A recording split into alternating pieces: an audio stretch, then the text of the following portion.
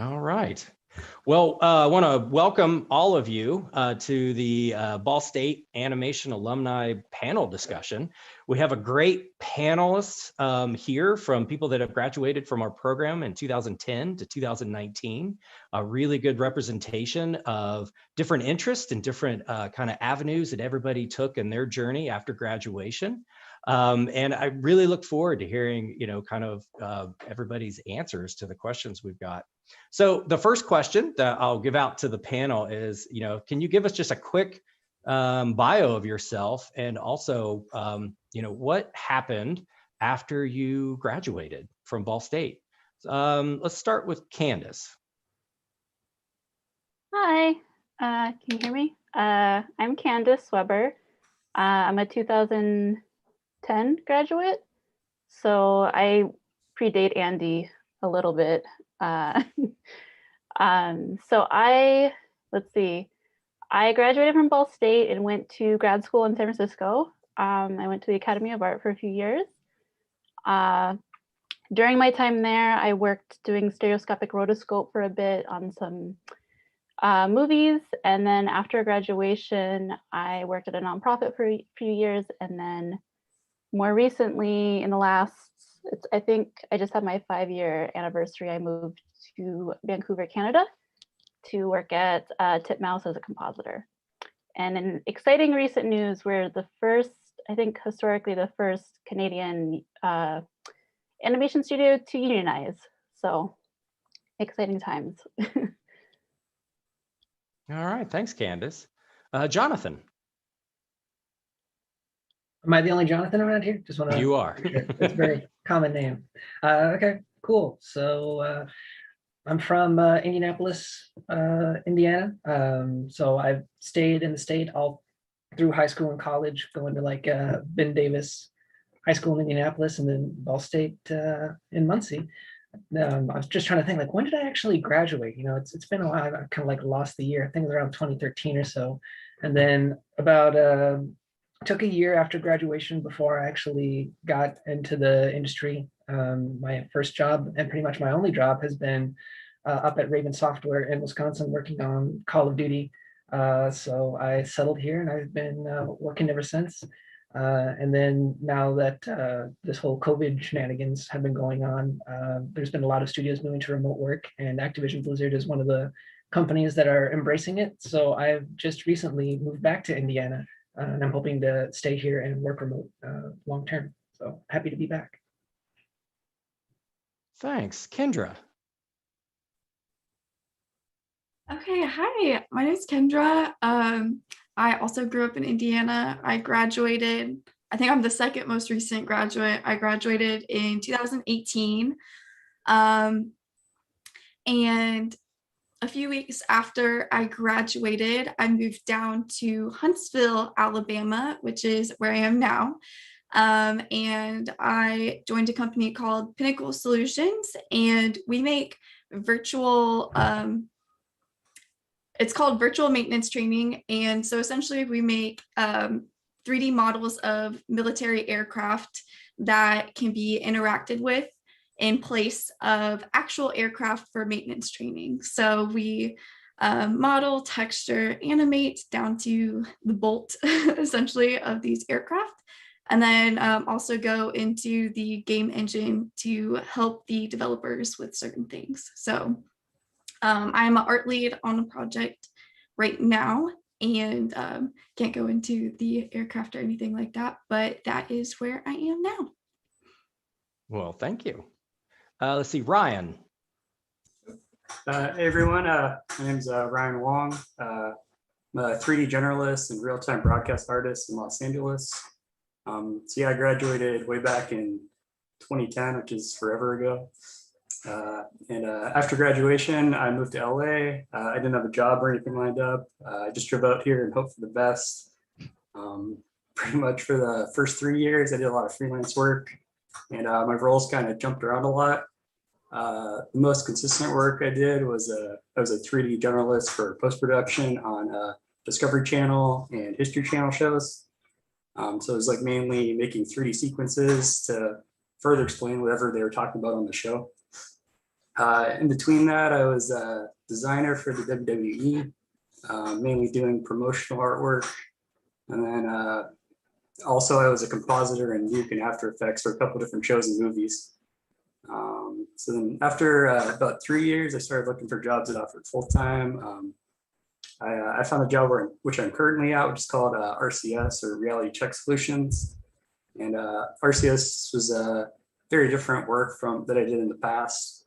The job was in broadcast graphics using real-time softwares I'd never heard of, broadcast languages I'd never heard of, and script languages I've never heard of. But they're really interested in finding someone who knew 3D softwares that could integrate that technology in a broadcast. So yeah, they hired me, and I've been there for 8 years now. I'm the senior position there, and I've created graphics packages for a lot of different events around the world. In sporting graphics, I've worked on a lot of NFL shows, including 2 Super Bowls. I've also done work with NHL, MLB, F1, UFC, and some boxing events. For non-sports, I've done the election graphics this last year, and then 4 years ago for NBC. And then for the last 3 years, I've primarily been working in esports. So I've done the graphics packages for Call of Duty League, Overwatch League, and Riot's League of Legends. Is that all? Yeah. And I'm always jealous because Ryan went out to LA and is surfing, and I really miss it. I look at your photos every once in a while and just try to live vicariously through you. I do it almost every day now with the pandemic. There's no traffic anymore, so I can drive down there and start my day that way. All right. We're done talking to you for a minute. Jessica. Hi, I'm Jessica Burlage. I live in Chicago, well, kind of like the suburbs. I was at Ball State, I think I graduated in 2015. And after graduation, I didn't have like a great start. I'm not gonna like sugarcoat it. I moved home. I didn't really have a job for a while. And I got a job like at a print production company, which was like my first job, like full-time art job. And I kind of got my break into like working in like more what I want to do, like through a friend actually, one of my other like classmates, at like a small slot company. It was a small studio. It was called 2x2 Gaming, and I worked there for about like 2.5 years. And it was like the work was like really fun. Like I never thought I'd be doing art for slot games, and once I started doing it, I was like, wait, this is like really fun. Like because you get to do kind of like a little bit of everything, like a little bit of illustration, animation, like UI art, just like kind of everything. So I worked there for 2.5 years, and then I got a job at Scientific Games, which is essentially the same thing, just like on a much larger scale. The company's like pretty big. And yeah, so I'm working there. I am like a senior artist. I'm like an art lead on like different projects and stuff. And yeah, that's where I'm at. So All right. I guess Oh, some of the cool projects we get to work on, like we have some like cool like name brand stuff. Like I got to work on like a Willy Wonka themed game. And then like some Monopoly games and stuff like that. We have some of our own like original content as well, but I haven't had the chance to work on any of that yet. But like there's some pretty cool like stuff that we do, even though I say slot games, it's like actually really neat, like some of the stuff we get to do. So yeah. no, thank you. Yeah. See, Jordan. Hey everyone, I'm Jordan Miller. I'm from Goshen, Indiana. I went to Ball State for animation, graduated 2010, and I got my resume on the other screen so I can remember what to say. So yeah, I moved out to LA without a job lined up, and I got to work in video games at WayForward Technologies. At the same time, I was also doing Animation Mentor. And after WayForward, I got a job at Method Studios to do film animation. It started with Ant-Man and ended with Infinity War. I did some commercials as well in that company. So I was there for 4.5 years. Then after that, moved to Digital Domain and Frame Store to do some VR and some animation for amusement parks. Shortly after that, I went back to Method Studios to do more commercials. And then I was at Halon Entertainment doing previs animation for 2 projects. And now in a couple of weeks, I'll be moving to Vancouver to start at Encore VFX. So that's my journey. Welcome Yeah, to no. Vancouver. Vancouver team. No, thank you, Jordan. Molly. Hey, I grew up in Bloomington, Indiana, so Ball State wasn't that far from home for me. I graduated in 2014. I was a rigging specialist in school and ended up, there weren't a lot of jobs for that when I graduated. So just applied to a bunch of stuff that was tangentially related. It took me about 6 months from graduation to get my first interview, and I ended up at MPC in Montreal. It's one of Technicolor's VFX studios. Yeah, I was in Montreal for 3.5 years. Worked on stuff like Terminator Genesis, one of the worst Terminator movies, but that's okay. I worked on Goosebumps, Pirates of the Caribbean 5, Wonder Woman, X-Men Apocalypse, a bunch of stuff. And then requested a transfer to MPC's Vancouver office for immigration purposes. It's a lot harder to get permanent residency in Quebec because they want you to try to speak French, and I don't. Yeah, so I asked for a transfer to Vancouver, and they moved me here in 2018. I was the key artist for Detective Pikachu. So all of Pikachu's fur, I was the dev artist for that, making it move and look fluffy. Yeah, so after a year in Vancouver and getting my PR, I decided to leave the nest of MPC, and I've been at DNEG for the last 2 years. And yeah, I'm a creature artist doing the same stuff. Lots of simulation work for muscles, hair, costumes. Yeah, and looking at kind of being on a track to being a lead artist in the future, not on my current project, but maybe in another project or 2. Wow. Yeah, that's great. Yeah. Thank you. Let's see, Jocelyn. Hi, my name's Jocelyn. I also grew up in Indiana, and I graduated from Ball State in 2014 as well. After graduating, I did what a lot of people did, and I just drove out to, well, I didn't drive out, but I flew out to Los Angeles, and I didn't have a job lined up. I worked at a bakery for a while, and then eventually a friend, I struggled to like find a job in the industry, and eventually a friend recommended I try quality assurance, which is QA, like game testing. I applied to a bunch of jobs, and I ended up getting hired at Naughty Dog. And I worked on Uncharted 4 as a QA analyst. During that time, I specialized in 3D character animation in school, and I realized that wasn't really what I wanted to do like during that time. And I became interested in VFX, and kind of made friends with the VFX team there and learned about what they did, and then ended up starting to teach myself that. And so by the time we were working on Uncharted: The Lost Legacy, which was like the standalone DLC after that. I was working with the VFX team and doing VFX. After that project wrapped, my contract was ending, and I ended up getting an offer from a company that was started by the former VFX lead at Naughty Dog, who had like taken a few of the VFX artists with him, and they brought me in. It's called Beyond Effects, and I'm still there. I've been there for almost 4 years, and yeah, since 2017. And I've worked on a lot of projects, sometimes 2 at the same time, but we focus on VFX for games only. We don't do like movies or TV shows. I've actually worked on Legends of Runeterra, which is the League of Legends card game, for like the last 4 years. But we've also, like, I've touched a bunch of other stuff as well. Like smaller indie games, like a lot. I can't even, like, I'm blanking on a list of them. But yeah, that's what I've been up to. Awesome. Thank you. Cecilia. Hi. Yeah, so I spent most of my formative years in Indiana as well, also from the Carmel, Indianapolis area.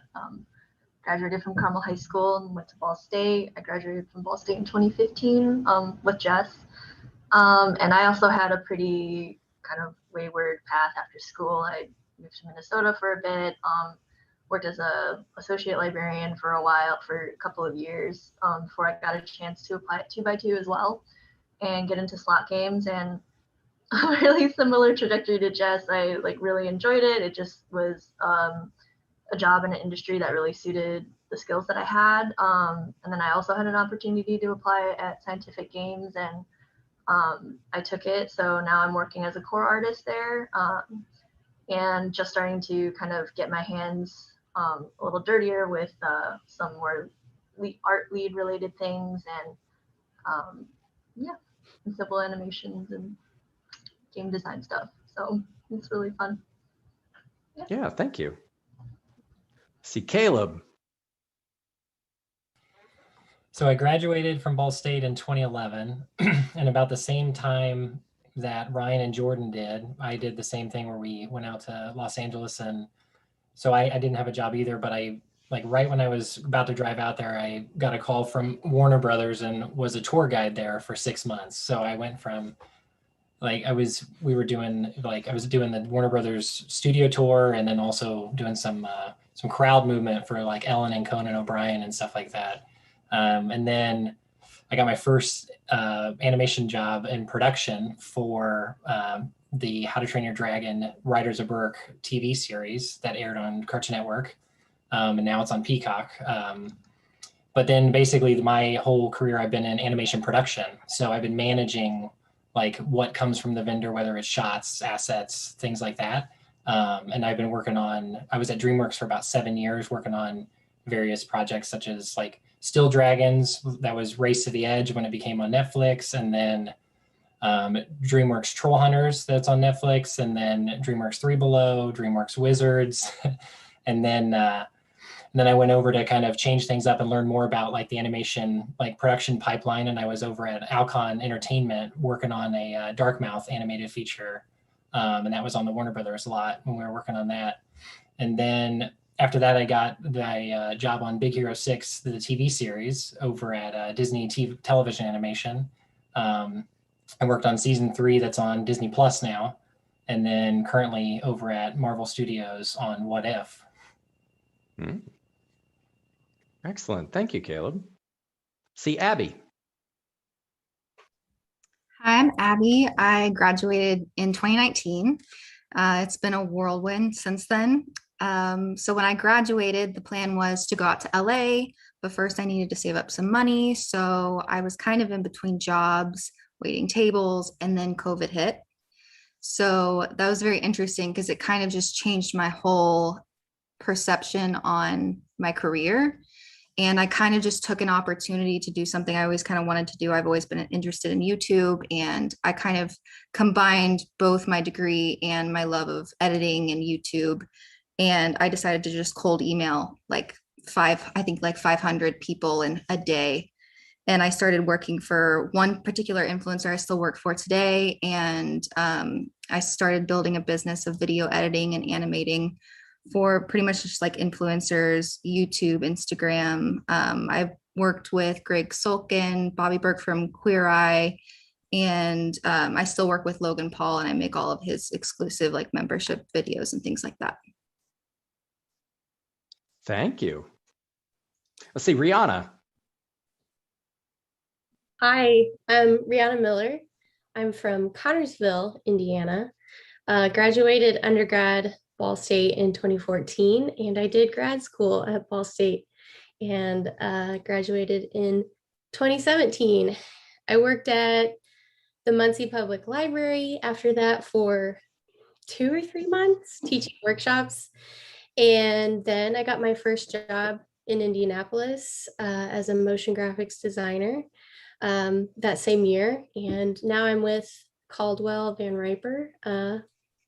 Motion graphics designer. So I get to do a lot of different things, illustration, animation, I'm getting my feet wet with 3D, so that's been exciting.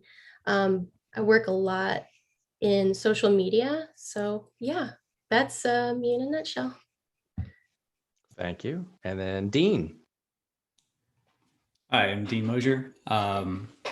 Started Ball State back in 2002, and then came back in 2010, graduated in 2013, and took a hiatus of 5 years and was in the Navy between that.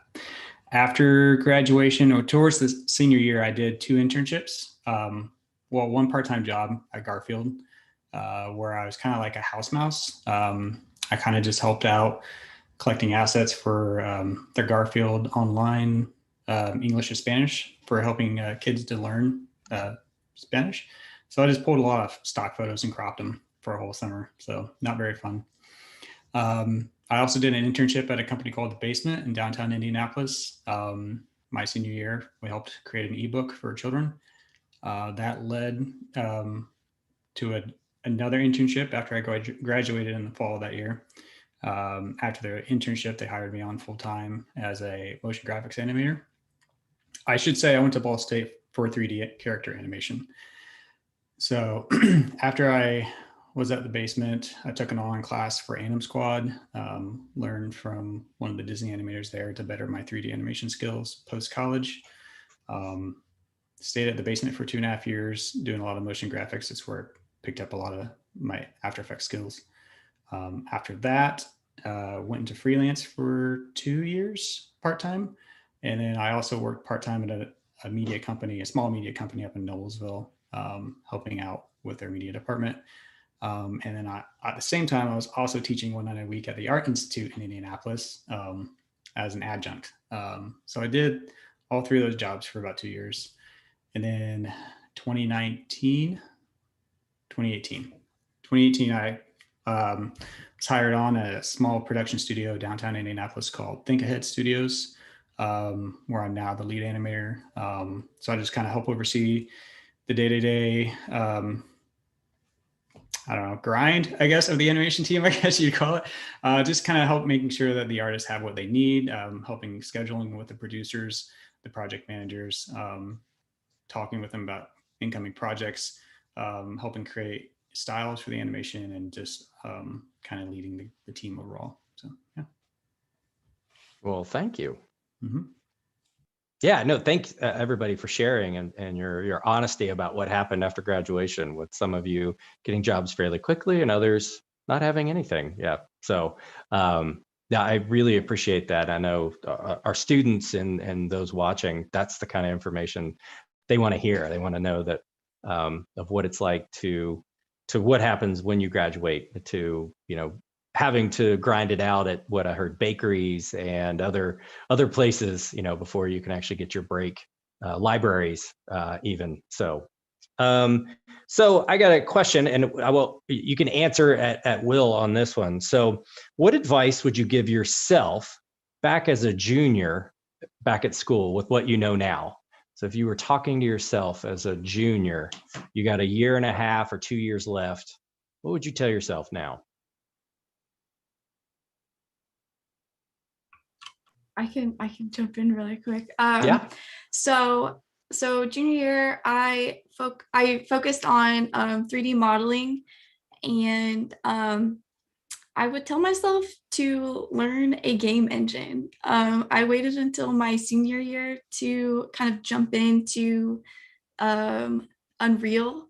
For our senior project, we did a virtual reality film out of Unreal, and it came out with interesting results.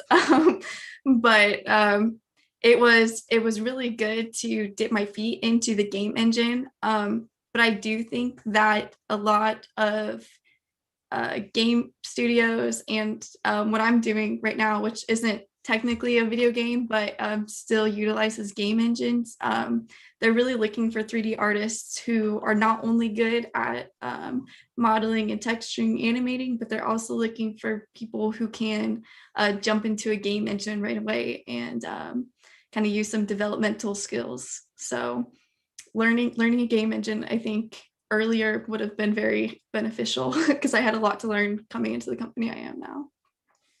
Yeah, to Thank kind of you. build off of that, like we use Unity almost every day at my current job.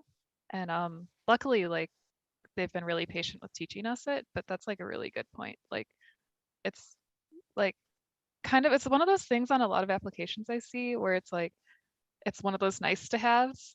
Like it's not necessary, but like if you have experience in Unity or Unreal, like you might have like an edge up on someone else. So Yeah, that was going to be my advice as well. Like even a lot of TV shows and movies are starting to use Unreal Engine to do some of their work. So it's just becoming universally useful across all industries. Some advice I would give, and it's going to be a tough one because I think it's very hard to do this, but something I wish I had done more of was worry less about the future and just kind of focus on my development while I was in school. It really is one of the rare times in your career that you're going to get to focus on building your style, stuff you want to work on. I think I was so concerned about fitting into like a job or like in a commercial sense where I was going to get work in the future that I didn't spend as much time, I think, just enjoying the process and just focusing on like the craft and like art that I want to make. So I guess my advice is not to worry too much, take it one step at a time. The future will happen and it'll most likely be fine. So yeah. I was actually going to say the same thing. I know it's like a bit of a cliche, but I was going to say not to worry, like a little bit less and have some more fun with it. I feel like I spent a lot of my time like pressuring myself and sometimes rushing projects and not realizing I'm rushing it. But it's best if you just kind of like have fun with it, because at the end of the day, if you're going to graduate with this degree, you have to have the work ethic and like it enough to make a career out of it. And I don't think I was focused on that particular part of that while I was in school. Yeah, I was also going to say something similar is I wouldn't have spent so much time worrying about where my skills were at the time and just focus on enjoying the process and knowing that everything I was doing was towards improving myself and not comparing myself so much to other people, and just being proud of where I am. Yeah. And maybe, yeah, kind of similar to what Abby was saying, not doing too much things and maybe just focusing on enjoying one or two things and honing them and make sure they're really good and show the passion that like you have for your craft. Yeah, it's totally okay also to learn on the job. So don't be worried if you don't have all the skills up front. You're not going to have all the skills Yeah. you need right away and they'll teach you. So I think that's like important to build that kind of resiliency and open-mindedness. Yeah, I'd also add to that. I know, at least for me, when I was in college, like I was just so focused on becoming a 3D animator after college. Like I was just like, yes, this is all I want to do. But I found a big love in motion graphics at my first job. And it's actually something I enjoy almost more than 3D character animation at this point. Like I still like 3D character animation, but I would just say be open to other possibilities and other softwares. So don't lock yourself into just only one type of field, even though that's your focus. Just be open, kind of like what they said with Unity, like kind of learn other softwares. Yeah, my feedback is also similar. I do a lot of motion graphics too, and when I was in school, I was really trying to be a 2D character animator, illustrator. I did do more 3D in the grad program, which I'm really thankful for because there's a need where I work for 3D right now. And I'm really excited about it because I'm learning Cinema 4D. So if anybody out there is interested in motion graphics, I would look into Cinema 4D. It's really fun. There's a lot of cool things you can do with it. But yeah, I wish I would have known that and had foresight when I was in school. I didn't know I'd go down a motion graphics path, but if I knew, yeah, 3D would have definitely been more something I would have looked into.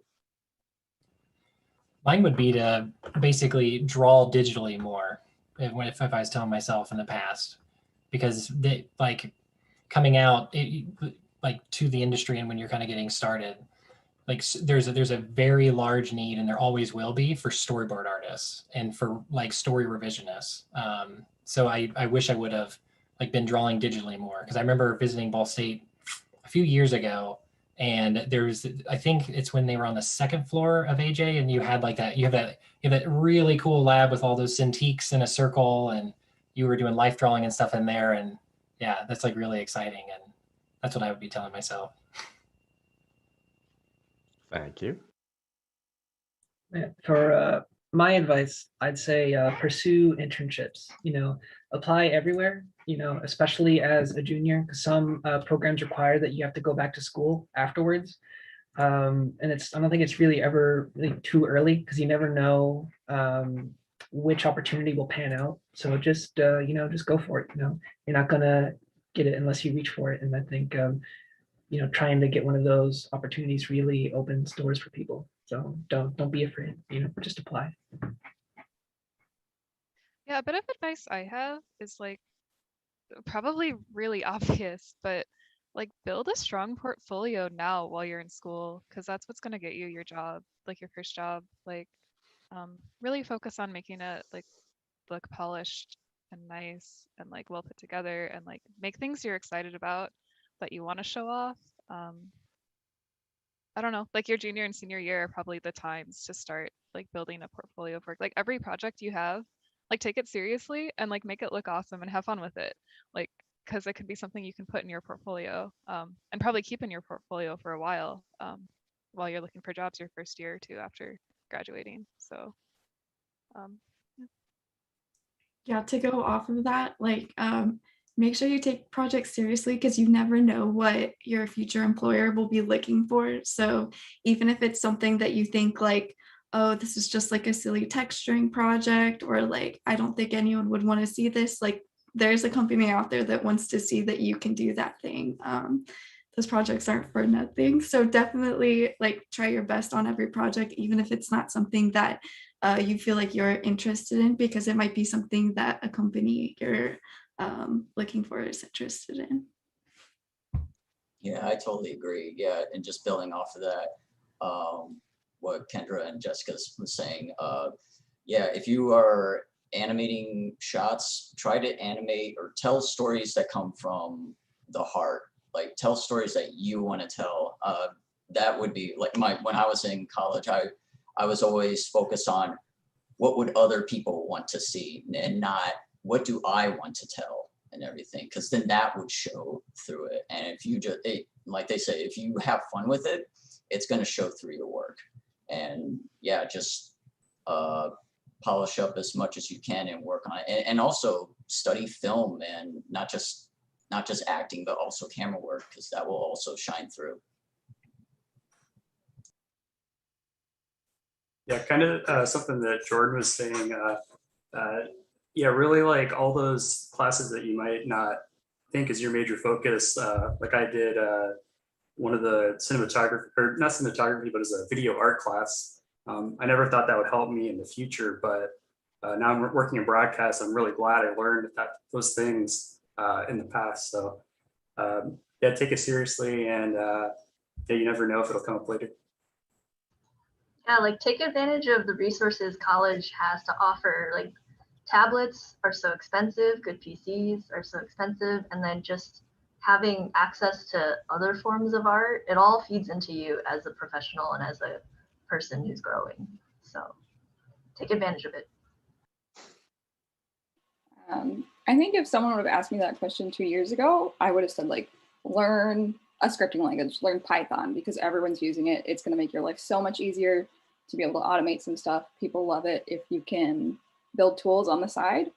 But after a year of working from home during a pandemic, I would definitely say learn how to manage your mental health. It's a stressful industry when you get like to crunch time and everyone's working 10 to 12 hours a day. You're going to need to learn to set boundaries and recognize when you've had enough and you need to go home and sleep. And that's not something I was doing when I was in school. I was pulling all-nighters and bragging about it. And now I'm like, oh my God, why would I do that? Yeah, that's for me, learning about your mental health and how to take care of yourself is the most important thing that you can do right now. Yes, that was really good. Work-life Yes. balance is very, very important. Otherwise, you're just not going to enjoy anything you're doing. Like, so, yeah. Yeah, it's a real myth that you have to suffer to do good work. So please, no one needlessly suffer. Yeah, I think I thought after graduating, like the workload would get lighter, but it somehow just keeps increasing. And it's really, really important to actually use that time in college to set those boundaries and get used to the rhythm of things. Because I'm still learning how to do that. There are like studies that show that you get diminishing returns on the quality of your work as you like the longer you work for a period of time. Like if you're tired, your work's not going to be good. So there's no point for you to keep trying. Just go to sleep.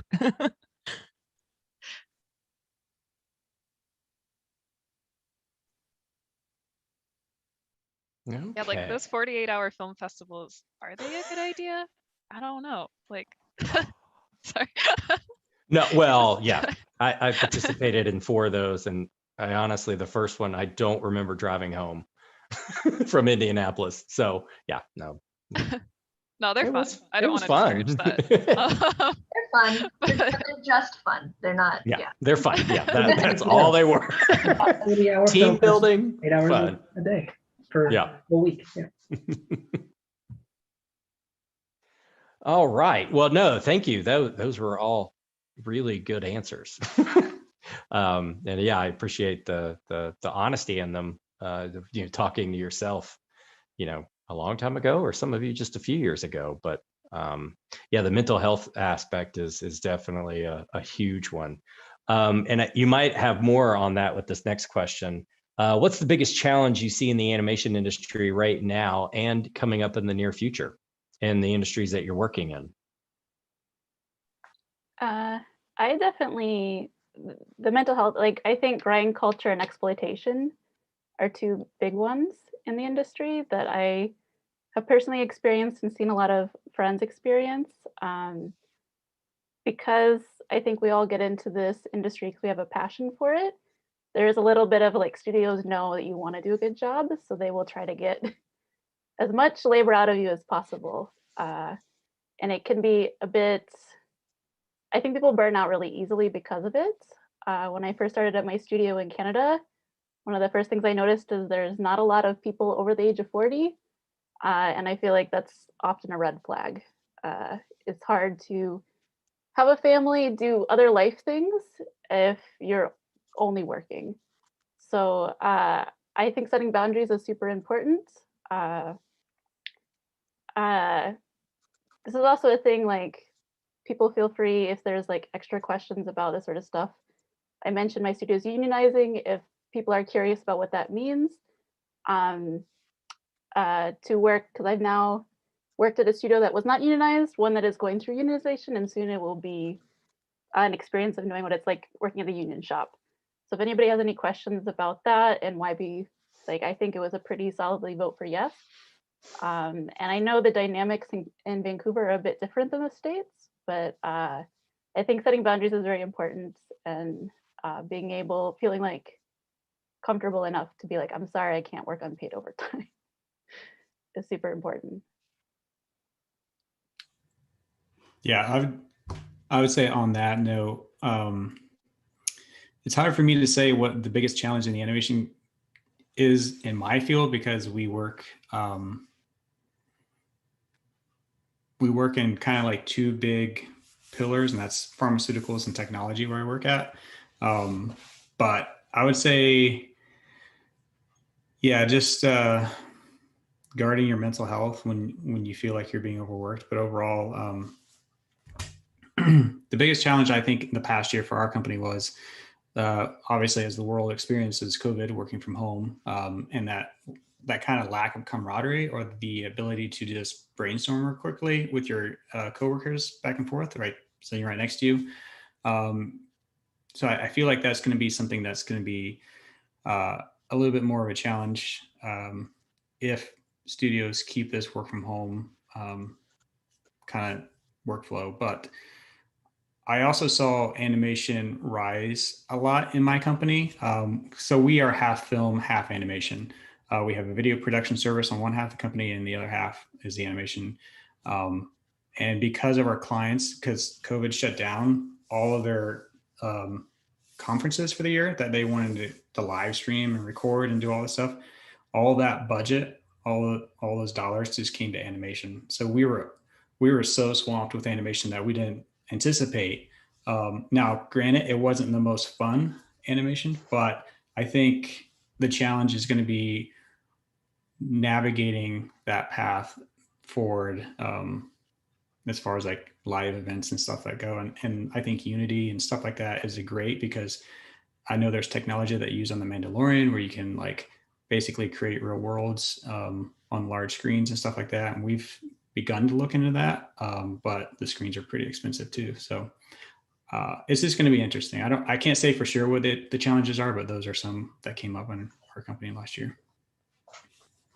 I think personally for me, I'm back in office now, but we did do a pretty large stint working from home. And I think the animation industry in particular is probably moving more towards a remote workspace, because I think a lot of studios and people in this industry have realized that, oh, we can actually have people work from home. We don't have to pay for this office space.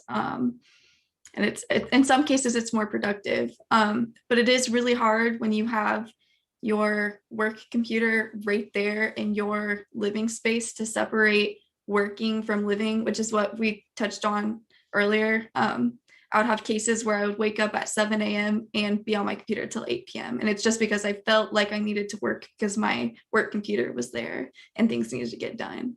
So I think it will be challenging, especially as a new artist wanting to prove yourself, joining up with whatever company you end up with, to make sure that you separate your work life from your home life, especially if your workspace ends up being where you're living. It was really important to me to like put my work computer in a whole separate room so that I work was that room, and so I could like leave that space. So kind of setting up how it would work for you, and that I guess it wraps back in with mental health and stuff, and just making sure that you separate those two aspects of your life.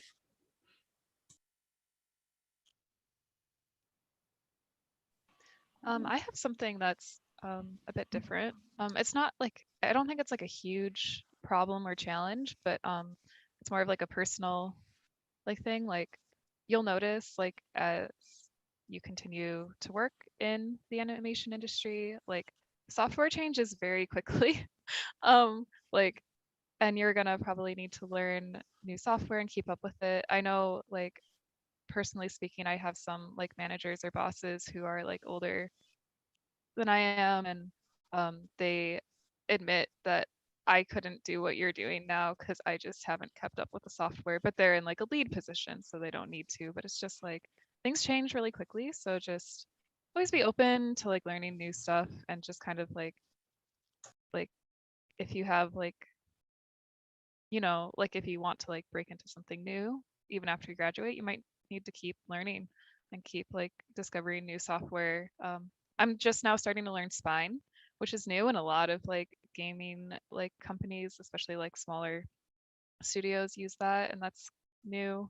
Yeah, it's just always changing. So yeah. I was gonna say, I think that was kind of a challenge, is there's so many softwares and languages to learn. It's almost hard to be like, what should I focus on? What'll give me like the best edge? That's a bit of a challenge. Yeah.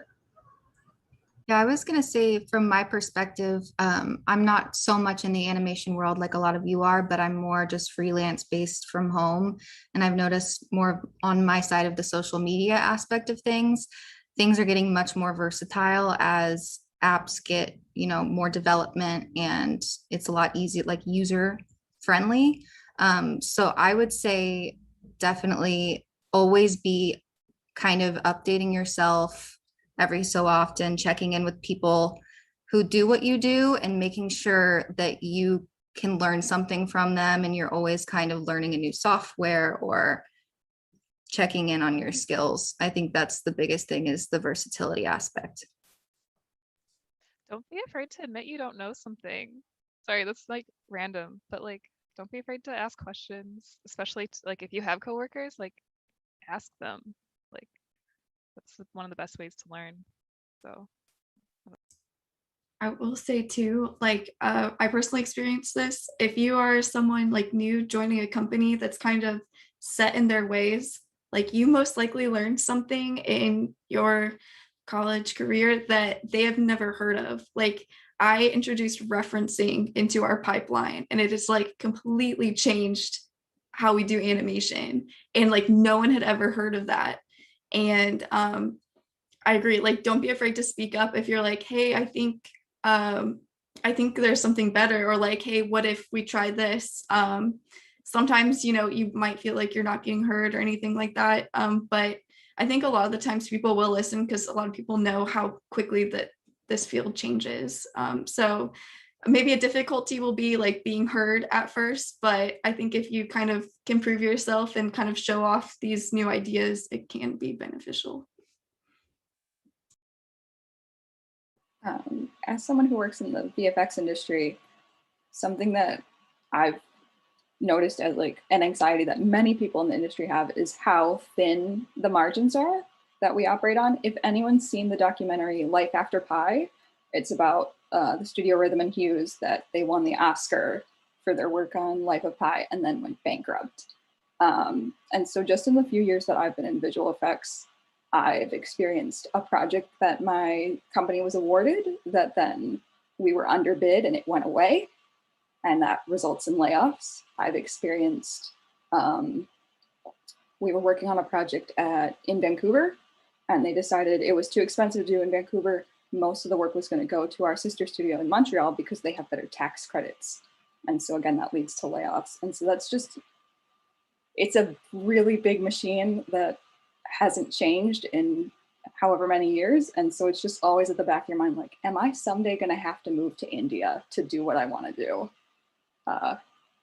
Yeah, so the fact that Titmouse has unionized in Vancouver, like that's encouraging, because a lot of it is because visual effects is one of the few steps in the film pipeline that isn't unionized. Yeah, it's a little bit funky because I think Titmouse US is unionized, but the Canadian branch was not.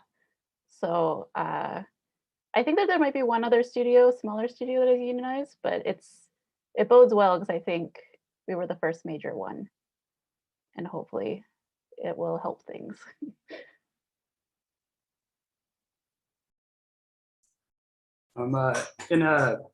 In a broadcast, the format is kind of changing completely. A lot of people or a lot of clients are really asking for web-based solutions versus traditional broadcast. So that's been a really big challenge the past, I guess, 2 years. Esports, I think, has really kind of pushed that, it being broadcasted through YouTube and Twitch, and just all these other networks have been asking a lot for it. So with that, changes a lot of software and hardware, also changes limitations with animation. So it's a lot of learning new softwares and big changes. Yeah. Coming from a position in the game industry, one of the big challenges I think we have is that games are tending to get a lot bigger. There's just pushes for more and more content, larger levels, bigger worlds, more MTX that you can sell, more levels that people can play, open world stuff. And so a lot of that is leading to like procedural content generation. And I see that as being a big spot in the future, like because there's a limited amount of like how many more man hours you can squeeze out of people and how much larger your team can grow. Eventually you need to have automated solutions for starting to generate things and tweak things. And so, it's not like the automated solutions are going to come in and replace anybody. It's more that they're going to allow you to do more, and then they're going to want more people to run more things, to do more things. So having the little bit of technical proficiency to run those pipelines and help develop them is going to be a huge thing, I think, for games, because it's just like there's a whole lot of stuff we got to be making.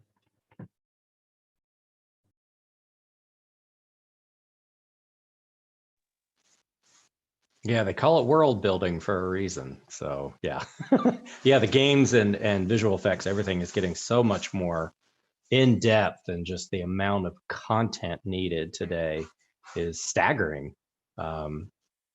Good for our students knowing that there's employment opportunities coming from that. But yeah, it's, you know, as Molly said, it's a machine and it eats itself a lot of times. So let's see, next question.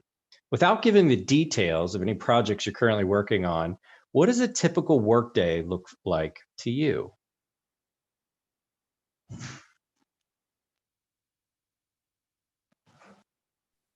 I think I can go. Oh, go ahead. oh, sorry. I was just gonna say, I think a typical workday would be you come in on the morning, you have your dailies, your meeting with your team. You usually get your tasks on what to do, and then what I do, we work until till 5, and then we get like another meeting at the end of the day to talk about what we did and what's next. And then in between, you will have like individual meetings with like your supervisor. So like, you know, if there's a shot that they're looking at, they give you notes on that, or they'll may put you on like another shot. You'd be working on like 3 or 4 shots at a time, but that's kind of like the typical work that we do. Yeah, mine's pretty similar. Like, especially with work from home, I just kind of get up and then go over here. And I typically have like a stand up in the morning to talk about what we're doing. If it's a Monday, I'll have like a company meeting. Like I have stand up every day with my clients, but then within my own company, we have just kind of like a what's going on with the business, what everybody's doing every Monday. Work for a couple hours, take lunch. We have a lot of studios do this, and they had this at Naughty Dog as well, where it's like a set of core hours, and it's usually less than 8 hours. So you either like get the rest of your hours beforehand or afterwards, depending on what time you want to wake up. Ours are 10:30 to 5:30, with an hour lunch in there somewhere. But yeah, and I'm usually one of the later people, so I work until like 7 or 8, depending. Yeah, our company is similar. I think all of us, maybe not all of us, but a lot stand-ups are something you got to get used to. Everyone has stand-ups. It's just checking in with your team in the morning. And yeah, I think that's really nice. Like in the 2 like jobs I've worked within the industry, like there were like core hours. And then like where I currently work, our stand-ups are at 10. So like when we were in the office, it was like you had to be there by 10. Some people would show up at like 7 a.m. and then they'd leave by 4. So like ours was like you should be there between 10 and 4. And then you had to work like 8 hours every day. Having that flexibility is really nice. And like yeah, I don't know. It's really nice. And then you just do your tasks. There's always like meetings like with different like studios or different like people like throughout like scattered throughout the week. Yeah. I'm working from home right now. So I wake up, stare at all the different plants in my apartment for a little bit. It depends on, because we do a lot of contract work for bigger studios. So it kind of depends on what projects you're on, like what your sort of schedule is like. Right now, I'm on a Nickelodeon project where we have dailies every day, and then we have an extra check-in meeting with Nickelodeon on Thursdays. I usually don't even go to the check-in with Nickelodeon unless they need me, because I hate meetings as well. But my current production, like they're pretty hands off. We just have a list of shots we need to get done and by when. So you prioritize when it needs to be prioritized. If you have shots that share backgrounds or effects, or you need to develop something for it, those have to come first so that there has to be one put together that is referenced by everyone. So it's deciding which shots need to be hit first, and basically just getting through your list. For me, it's a bit different as art lead on the project. We have a stand-up every day, like everyone else, where we meet up with our project manager, and then me and all of the artists that are also on the team. And then I am usually the one that is assigning out art tasks. So I check where everyone's at, and then once people are finished, their work gets sent to me for a peer review.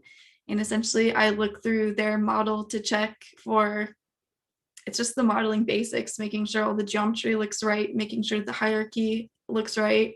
Naming is very important. And mostly I'm a consistency checker to make sure that all of our models are on the same standard and that all of our naming conventions are on the same standard.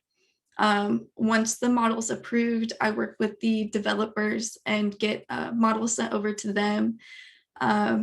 So I'm kind of in constant communication with my art team and the developers on what needs fixed on both sides.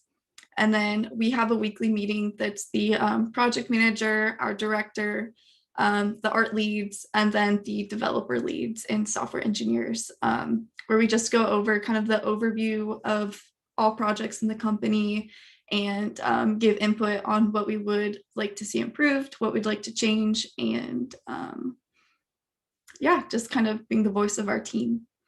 So that is my day. Modeling when I have free time. Mine will be a bit different because since I'm in the animation production side, it's more focusing on like what the schedule, the overall waterfall schedule is looking like, and making sure like everything's kind of hitting its milestones, whether it's, like animatics are being completed on time, working with like the editorial department and then working with the directors to make sure things are getting reviewed. And then, just kind of keeping up to date with the schedule and, working with the production team, whether it's like the production manager or the line producer, and just making sure that everything's like the milestones are getting hit. And yeah, just keeping in touch with everybody, because if something comes up, you know who to talk to, like who works in like a different department than you do. So you can talk to like the people in the shot department, making sure that, what they're about to review that could come from, say, where like Candace is working at Titmouse. So you're reviewing their shots and then you're going to get them their notes back at the end of the night kind of thing. So it's a little bit on the front end side versus like back end. I make a lot of social media animations, so every day is kind of different for me. I don't usually spend more than a day or two on an animation. I meet with my team almost every day in the morning to go over workload with everybody else, see if anybody needs help or if I need help. Sometimes we do have longer projects like explainer videos, maybe a commercial or something like that. But it's a really fast turn every week. So even if it's a longer piece, I'll only get maybe like max 4 or 5 days. And I'm not working on that all day, every day. So yeah, every week, every day is kind of different. And I do like that. It keeps things fresh and fun. We have a set of clients. So I have like 3 to 5 clients at different times. But yeah, it's fun because it's always different. Yeah. Go ahead. Sorry, go ahead. Sorry. Kind of going off of that, like being a freelancer, I've noticed it's really important when you're setting your own schedule to still give yourself time to take a break. So I always give myself like an hour in the morning. I've noticed that's really helped like mentally to be able to just breathe a little bit before you go right into work. Because I made the error of giving a lot of clients my phone number. Don't do that. So I would like wake up to a text and feel like I had to get to work, but I'm trying to break that habit. And then I make myself like a checklist, a realistic checklist for the day of what I can get done. I check in with my team and see if they need help. Make sure we get all of our projects turned in on time. And then I'll check in with my clients, read emails, and then do thumbnails, animations, edits for the day, and hope I get done by like 7 or 8, but realistically it's a lot later than that usually. But yeah. Yeah, I was gonna say my day-to-day is probably similar to Rihanna's. Working in marketing, we have about a dozen different animations going on right now. Not that everyone is on all 12, but we all handle them in different capacities. Some in groups, some in silos. It depends on the scope of the animation, but every Monday we have our production meeting, kind of just get back on track after the weekend as far as like where projects are at, what's in revision, what's in review, and what's in production and whatnot. And Wednesdays and Thursdays we have mini production meetings. Those are only 15 minutes. Just a quick check-in to make sure there's no fires and everyone's doing okay. Throughout the day, I'll meet with my team, depending on if they need to meet. If they don't, I just let them kind of stay heads down in production. I try to bother them as little as possible because I trust them completely.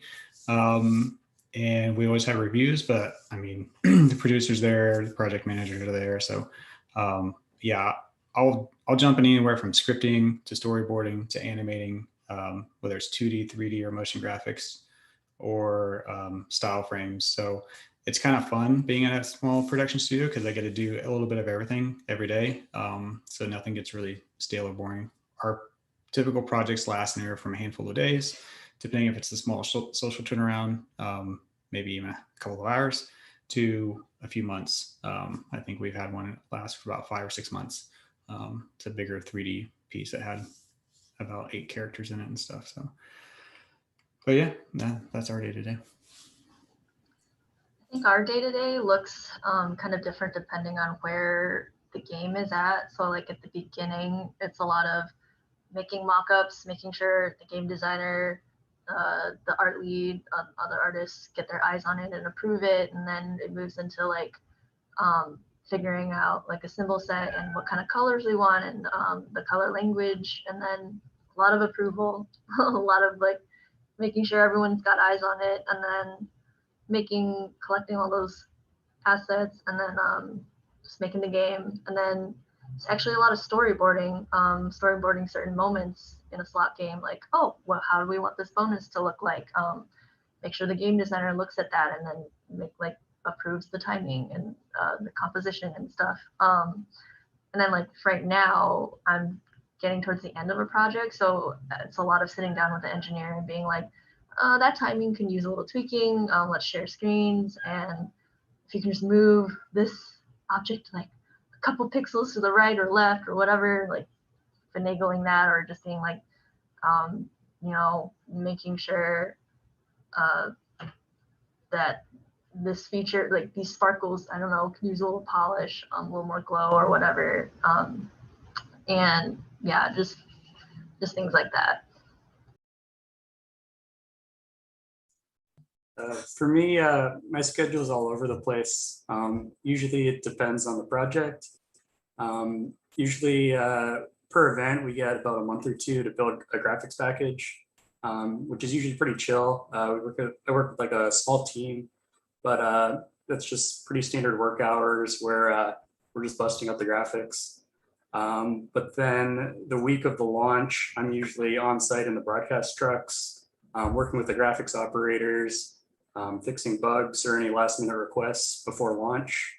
And yeah, those hours can be pretty crazy. There's usually some crazy requests that someone will have that we have to make last minute. So that's when I really do, I guess, work crazy hours. And I guess the other thing, we cover a lot of projects that are all over the world. So sometimes I'll have to change my start times to work for like a project in China or work for a project in Germany. So yeah, it's all over the place.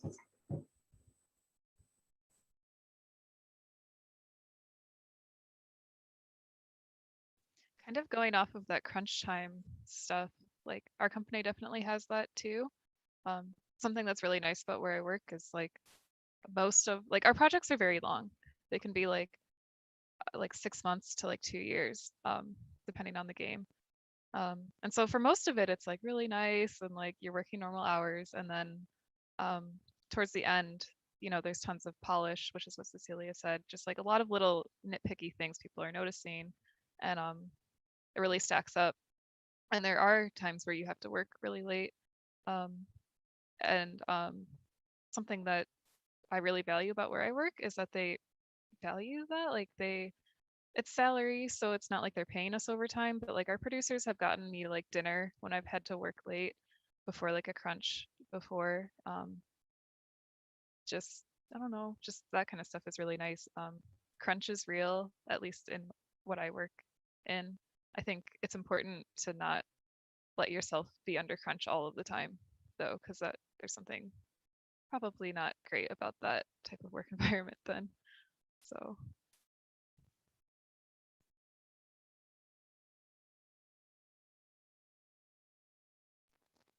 Yeah, thank you. Yeah, so real quick, Kendra said it. How important is naming conventions and naming your assets?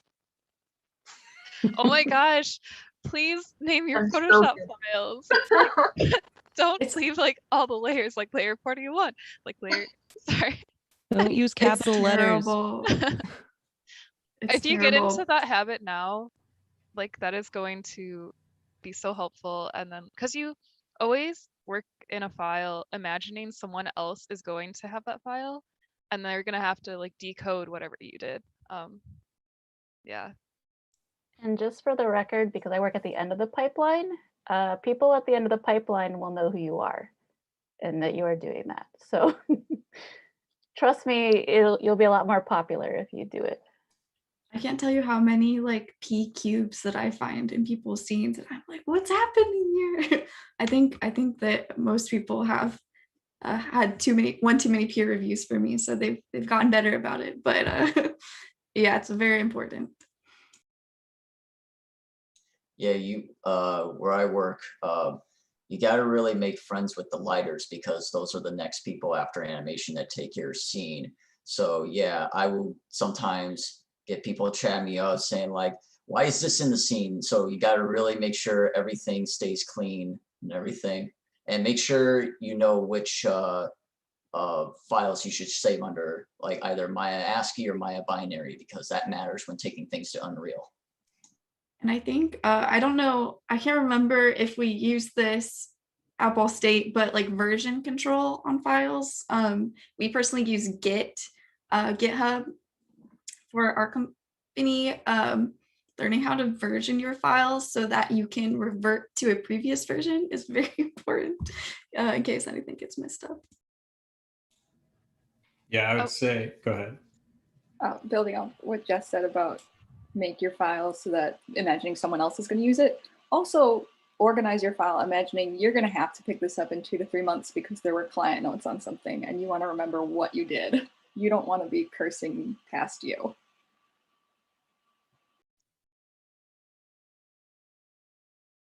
This is like a little thing that I don't know if it's the same in every industry, but I've learned to get into a habit of naming conventions without spaces.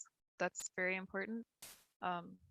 Always use underscores or keep everything all one word. Maybe someone knows why. I don't know why, but I know I've been yelled at. Well, not yelled at, but like that's an important habit to get into. Yeah, I'd say just name your files correctly, please. I think every studio has their file format on their server. We have ours at our work where, you have the project number, the client, the name of the project, what version, and so forth. And another reason why it's important, and it's not just so it's clear for someone else working on it, but say 2 years goes by and a client comes back and says, hey, I need these files from this project you worked on in 2019. So you run a search on your server and someone didn't name the file correctly. And guess what? You're going to have to go through all those files one by one and try to find that one file. So that it's not literally, fun. that just happened to me. Logan FaceTimed me the other night and asked for almost all of the boxing footage we've made over the past 6 months because Showtime needed it to make a commercial. And so I had to go through all of my old files. And if I didn't have those all labeled, it would have taken me hours and hours and hours more. So that's so important with everything you do. Well, and we managed, so on for Dragons and Troll Hunters and all those shows, we managed the vendors' asset libraries because we worked with 3 vendors at the same time.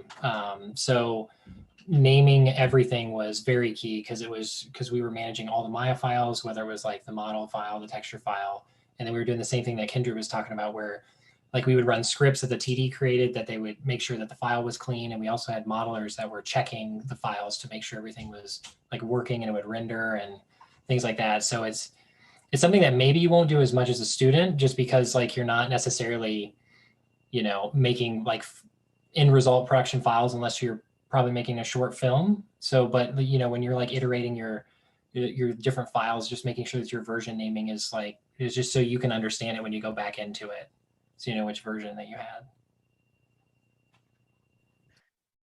Non-destructive editing, especially if you're like doing something illustrating or like using Photoshop. I know it's not always possible, but like don't ever just flatten all of your layers and then save the PSD. You never know, like if someone like wants some like subtle slight change, and having all of your working like Photoshop files or like After Effects files like all organized, and you can go find that one layer to turn off, and it's like named right and like not flattened, and then you have to do the whole thing over again. Like that's really important.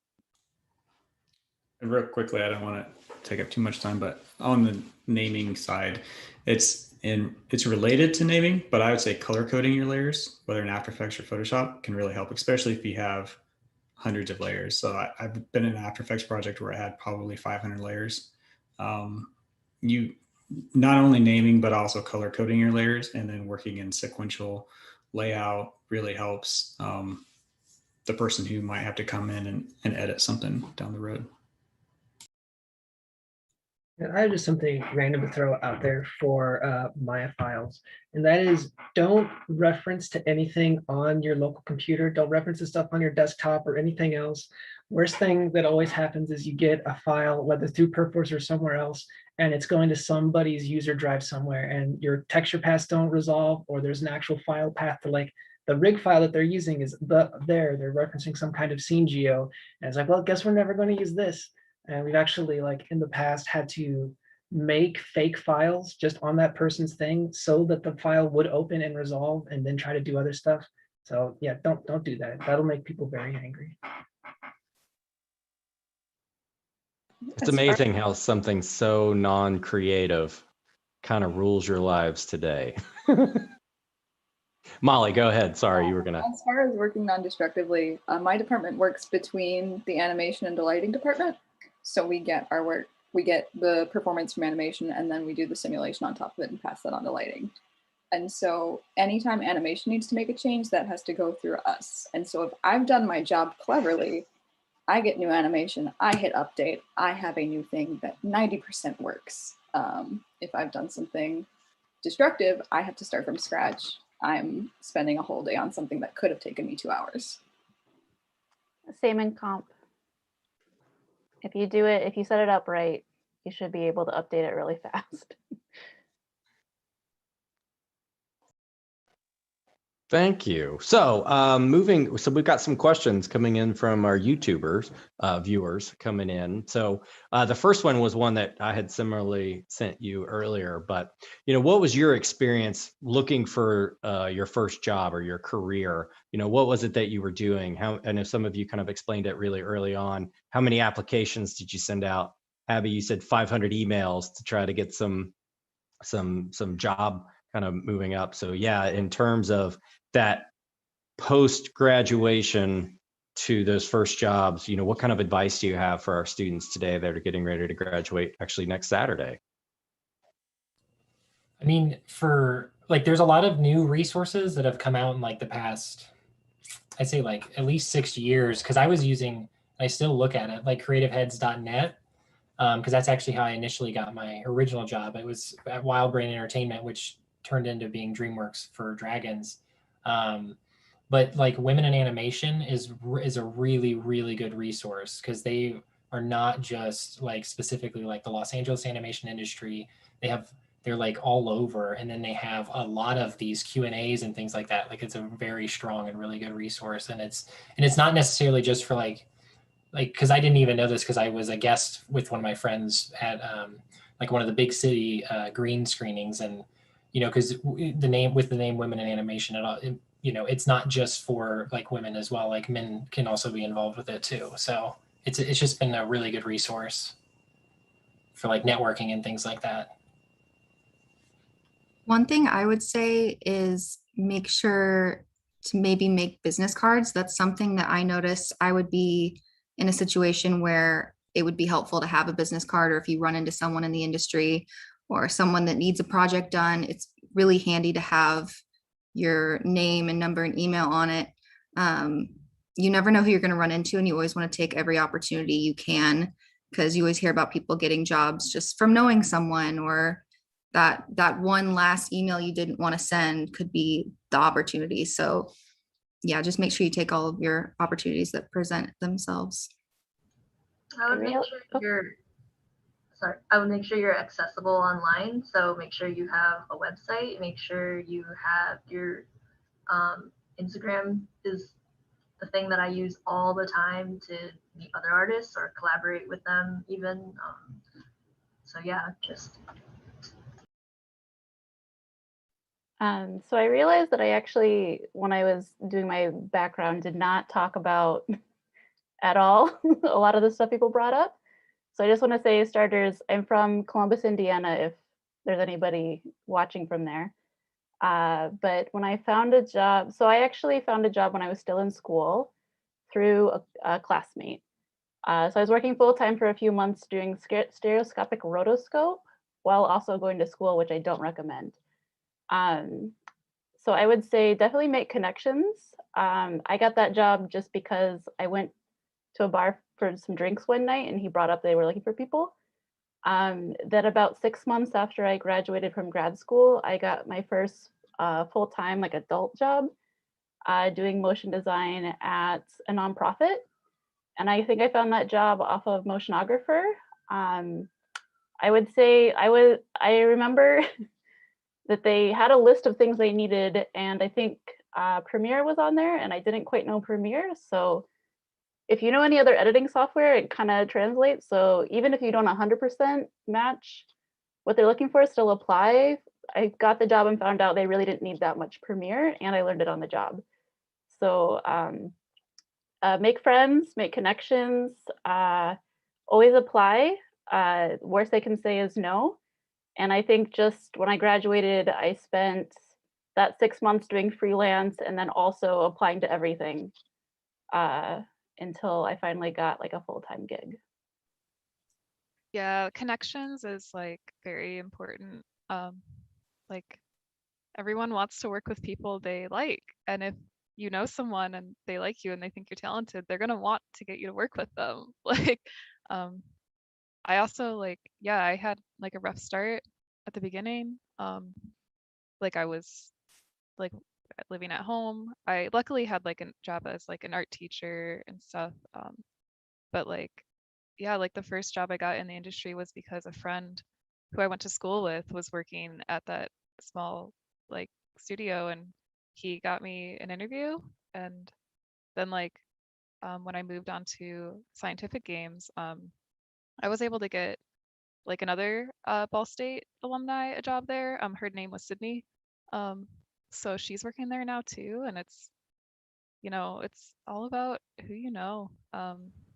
It's not all about that. You can still get in on your own. It's just like people, even like in a hiring process, like they this might, I don't mean to scare anyone, but like people want to hire people they want to work with. So like just be like chill, be yourself. Like yeah, I don't know.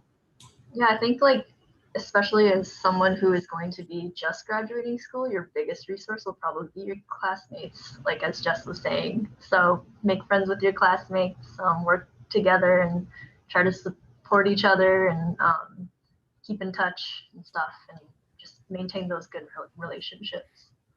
Yeah, I'd say that too is one thing I did was my senior year when I was working on my demo reel, I reached out to other animators who were already in the industry, and I asked for feedback on my shots, and they would actually take time out of their day and give me critiques, and I would take those critiques and apply them, and I would showcase them the updates.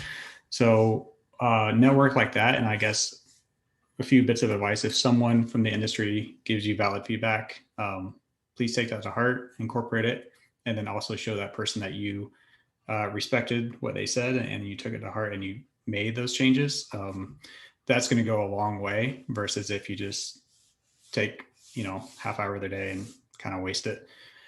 Also kind of look into the companies that you're applying to and make sure that your work is geared towards that company. I've seen dozens of demo reels that have nothing to do with the position we're hiring for. And I just, as soon as I see, I'll scrub through within like 5 seconds. If I don't see anything that's related, I just throw it out. And that sounds kind of harsh, but at the same time, you have a lot of applicants to get through, and other, everyone here has a day job.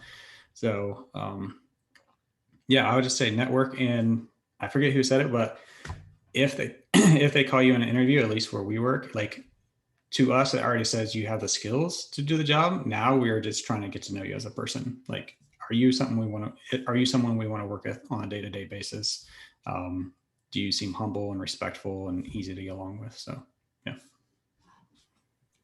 So for me, I was still living in Muncie. I think I said like I got a job within a few weeks. So like I was working at Charlotte Russe in the Muncie Mall, like living on Jackson Street in Muncie.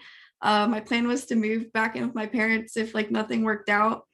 I think last that I remember, I sent over 70 applications out, looking at pretty much everywhere on Indeed, LinkedIn. I had ArtStation, Instagram, a website with my own domain. I know for our company, we sometimes when things have stuff like Wix site at the end, it doesn't look quite as professional, but I don't think it's a deal breaker at all. For my company, I was told afterwards that every person in the art department looked at my website and looked through my portfolio and demo reel. So I think those are really major things. But to kind of go against what Dean said, I think you need to apply to a lot of places, even things that you may not feel super qualified for. If you have most of the major requirements on the list, I mean, it doesn't hurt to go for it. My first job offer was for an indie game company that wasn't going to pay me until the game was over. And then I suddenly got the job offer for what I'm doing now.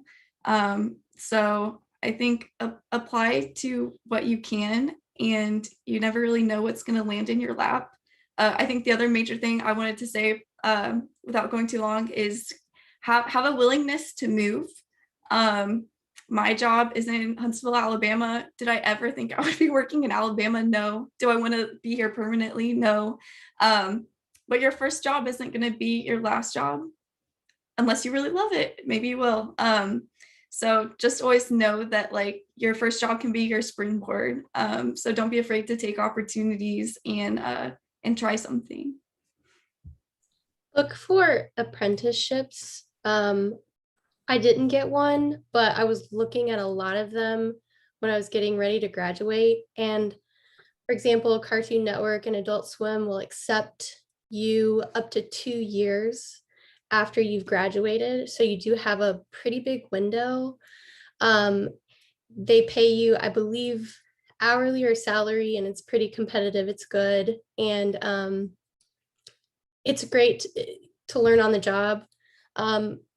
I know a lot of you watching are probably seniors, but if any are sophomores or juniors out there, please apply to internships.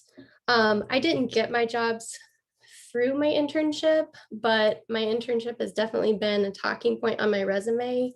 I do remember when I was getting ready to graduate, a rep from Cartoon Network came to Ball State and he said, they just run your resume through a system like some program.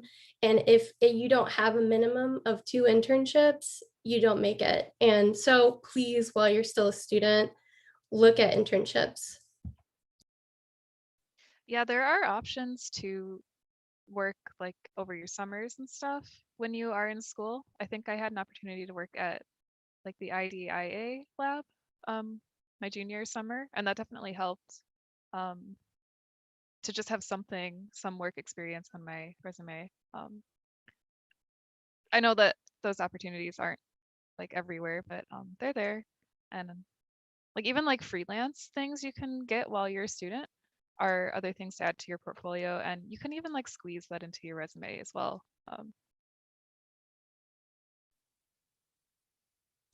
I was gonna say, I know we're in a pandemic, but I would say take advantage of conventions when they come by, because that's where everybody comes in, students, people who are experienced, to come in to network and everything. And, you know, always be open to show your real or your portfolio to everyone, because everybody there has something valuable to say about it, and they'll give you, you know, critiques that you want. My current job is from a conference. Friend I met at a conference. So check out SIGGRAPH, everyone. I was just gonna say, yeah, networking is extremely important. And try not to get discouraged when you hear no. Like, it happens a lot. It's gonna take a lot of tries.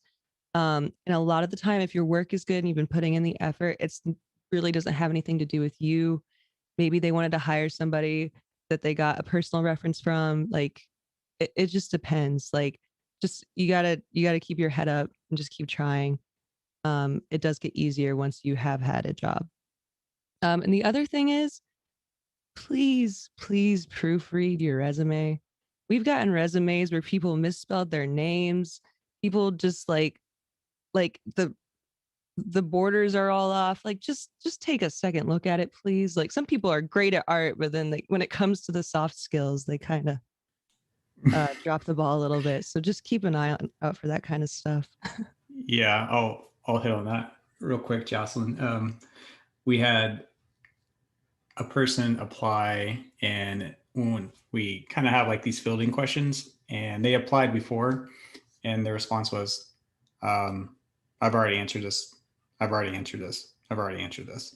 And I'm just like, that's not really putting your best foot forward. So even if you've applied to the same job before, take the time to answer their questions, because maybe someone new looking at your resume than the last time. And yeah, I would also say, shoot, I was going to say something else, but I forget, but I'll just end with that. Yeah. Going off what Jocelyn said about like hearing no, there was one thing that Andy said, I think like the last week of school, that I literally didn't forget when especially being a freelancer, something to the effect of, don't lower your price or your skill set, because then it brings down everyone else in your field. Like, make sure you're keeping a competitive rate for what you're doing when you're freelancing, and know your worth. Because I've heard so many people say no and try to get me to come down on prices when I think that they're pretty fair. And it helped me in the long run not to take deals that weren't necessarily worth it in the long run for me. Yeah, that's a good follow-up to another question that somebody was asking about if you're freelancing, or how do you know your worth, and how do you pitch for yourself? Any general freelancing tips from that perspective? I did a lot of research just online. Like, I learned so much about freelancing just from learning things on YouTube and Google, and making sure I was doing everything the right way. I think I even emailed Andy a few questions, making sure I was like doing everything right. But yeah, I looked for like the competitive rates for where I was at. And you also need to keep in mind that you're not considered necessarily a professional yet, because I think that's like 5+ years of experience. So just making sure you're at a comfortable rate for what you provide, because I also kind of brought to the editing field a dynamic of being able to animate. Not a lot of editors these days know how to use, Maya and like After Effects and all of these other programs. So I was taking into account that I would be taking over for a graphics artist that they wouldn't need. And just always remind your client what you're providing to them. I think sharing wages between coworkers and friends is also super helpful. I'm in a group chat with a bunch of friends who all work in animation and also illustration and graphic design. And we constantly are like, does this seem like fair for this? Like, how does this sound? Whenever there's something being brought up, and always negotiate, even if it's freelance or if it's full-time. Usually having a range is very helpful, so that if you do have to pull it back, it feels like a win on their side as well. So usually suspect that like what you are hoping to get and add like a couple hundred maybe, and see if you can talk, like they'll kind of hit it where you want. But negotiation is super helpful, and I think being open and transparent with friends and coworkers when they ask is like, I know that there is like a taboo about that, but it is, at least where I am at, like a fully legal thing to do. And I don't know what it is about Midwestern people, but we don't love talking about money. But it's super important to, like, any coworker, if they're trying to negotiate a new contract, I'm always very open about what I'm making with them, so they know kind of where to hit. And it is legal to talk about your salary. Yeah, it is legal. So that is, I didn't know, and I don't know where absolutely- everyone's at. Yeah, no, absolutely. Unless it's written into some specialty contract, which I guarantee most of us don't have, you are absolutely allowed to talk about your salary, and should. It is what Candace is saying. Sorry, I didn't mean to jump in, but it is really important that we start talking about that as artists, because we are getting hosed. Yeah, Sorry. Yeah, it's important to ask yeah. for more than what you think. And I've experienced like discrimination like in pay ranges and stuff. Like, for example, my first job, luckily I asked for more. I was offered 5,000 less than what I got. Luckily I asked for more. Found out my coworker who already worked there had started working there making what I was making, and was offered that right off the bat. If I hadn't asked for more, I would have been making 5,000 less than what they were just offered. And it's just like, do your research, ask. At that time, had I known, like he was my friend, like I could have just asked him, like, what are you making? But I was like scared to. It's just like really stand your ground and don't be afraid to like have those tough conversations. Like, because at the end of the day, they're not that tough of a conversation, especially if it's someone you know. Or reach out to alumni if you don't know anyone. Like, just, yeah, like we're all here to help you with those types of questions too. So.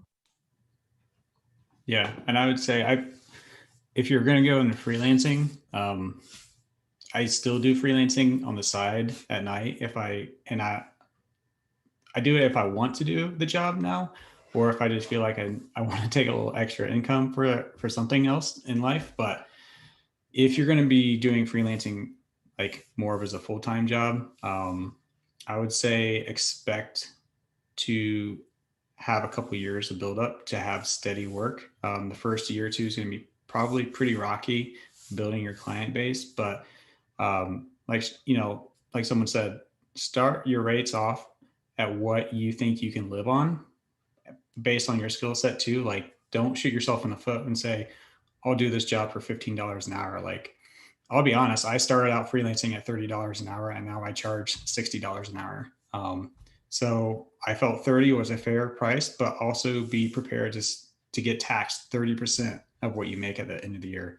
So anything you buy, whether it's a chair or something for your computer or a webcam, make sure you keep those receipts, because those are tax write-offs, and it will help you a lot come tax time. When I was freelancing half my year, it was hard, I'm not going to lie, but I made a lot of great connections through it that I still get work through today. And as a freelancer, there's a saying, one for the real, one for the meal. Not all the work you do is going to be glamorous. There's a lot of work I took on that was really crappy, but you know what? Some of those crappy jobs pay the biggest money. So excuse me, one job paid $5,000 and another job might pay $1,000.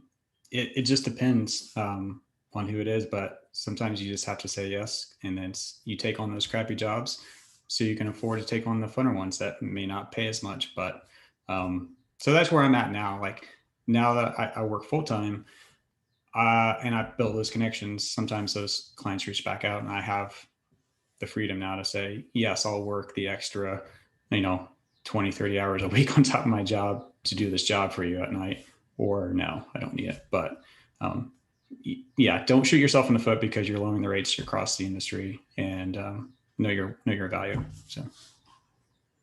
One more thing I did want to say was when you're pricing, one mistake I made, or some people do like charging by project, but I learned that for me, especially starting off, it's much better to charge hourly than per project.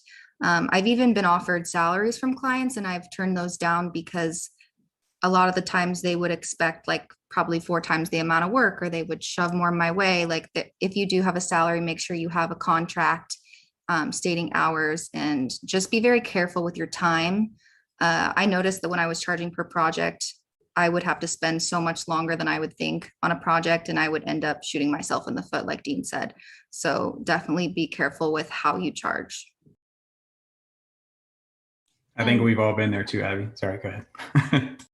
Oh no, I was gonna say, and also particularly if it's project to project, make sure that you are giving them only so many revisions, because I've been caught on projects where it was a lump sum and then there was a million revisions, and it ends up not being enough money for you. So just make sure there's certain things in the contract and really like understand what you're getting yourself into. We just commissioned somebody and on the contract, it says the first 3 revisions are free. And after that, there's a charge. So that's like a simple thing you can throw on there.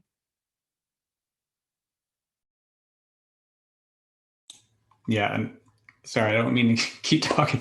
But I feel like I've been burned on freelance too. So Jocelyn said contracts are key.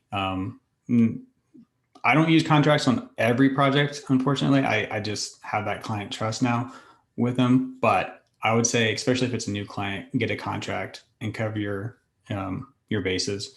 And also make sure that if you feel like it's necessary, get half the payment up front if it's lump sum, and then you get the other half upon completion. That way the client has some skin in the game. And also get everything in writing that, like I said, it's either the revisions have been approved and then the final project has been approved and accepted by them. Get that in writing, whether it's through email or something like that, just so there's verbal confirmation. And that way they can't, I think it's like soft cancel your payment or something. I forget what it is, but they end up approving it non-verbally or non in writing, and they come back and say, I'm not happy with it. And they ask for a refund. So.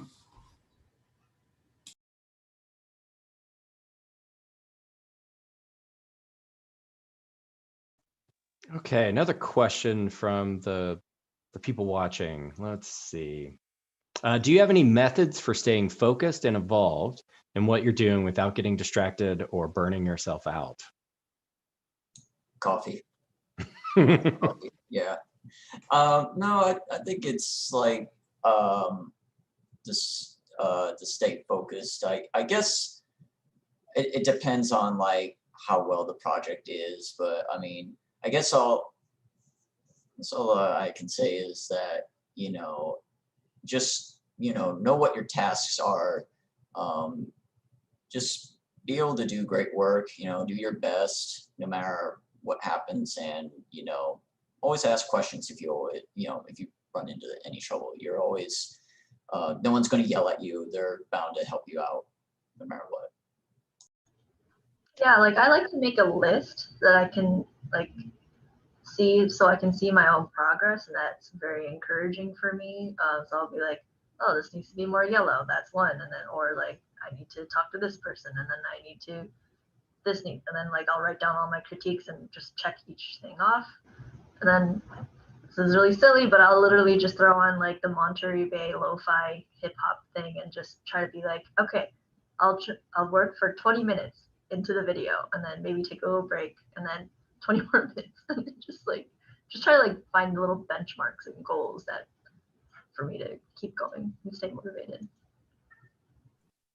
I put my phone in a different part of the room when I'm working a lot of the time, because I just find myself like messing with it. Like I just like, there's been times I just like throw it over my shoulder onto my bed. Like, if you are prone to fiddling, then just put it away sometimes. I think having a dedicated workspace is really important too. Like make sure it's a space you only work and don't, so that it's your work zone. Yeah. I mean, I'm not gonna lie, it is hard to focus, especially working from home.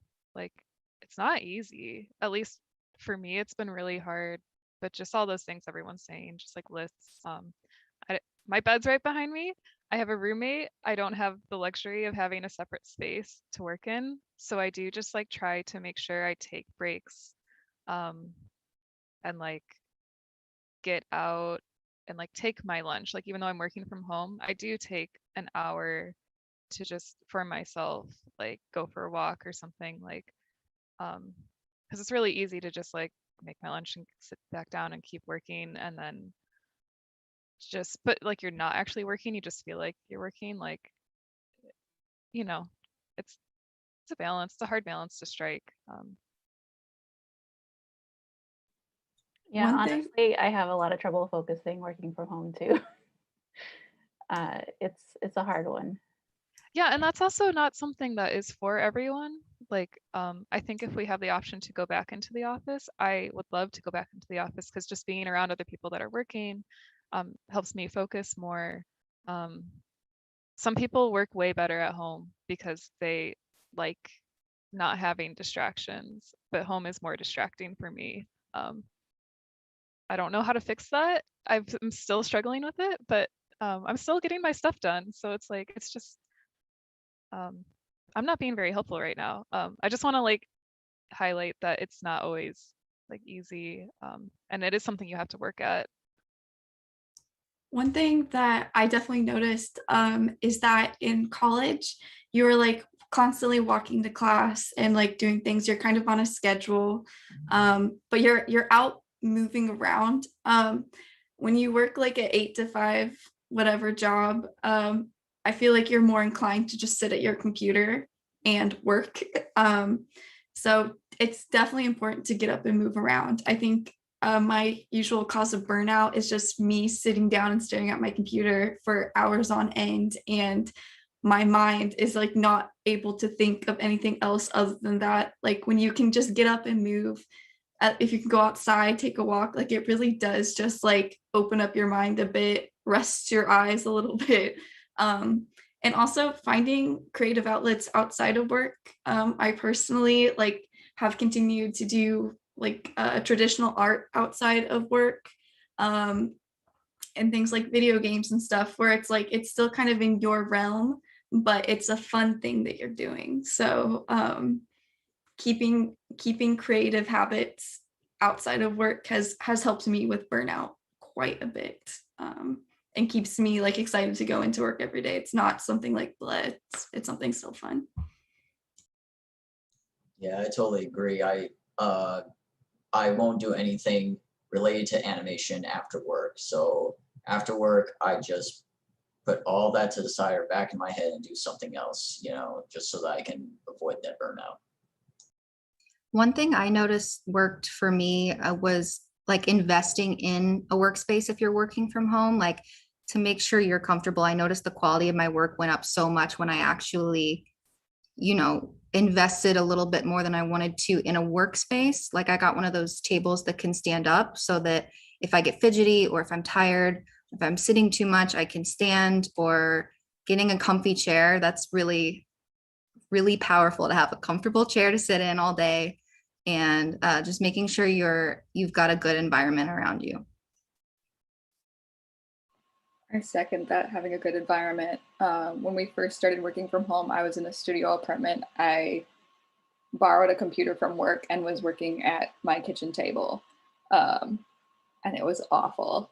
And since then, me and a friend got a 2-bedroom together. And so I have a designated desk with a nice wheelie chair with back support, and I can leave my workspace when I need a break and like go to the kitchen and grab a snack, or I have a little patio outside that I can like get some fresh air, and that's been a huge help. One thing that might help just in terms of even while you're working is to try to reduce the number of distractions you might have, because it depends on the person, but some people will actually try to work and also have YouTube up or Netflix up and just be streaming something, and they think, oh yeah, it's just in the background, it's not distracting me. But you might be surprised at how much time you actually spend suddenly going, "Oh, what's that? What?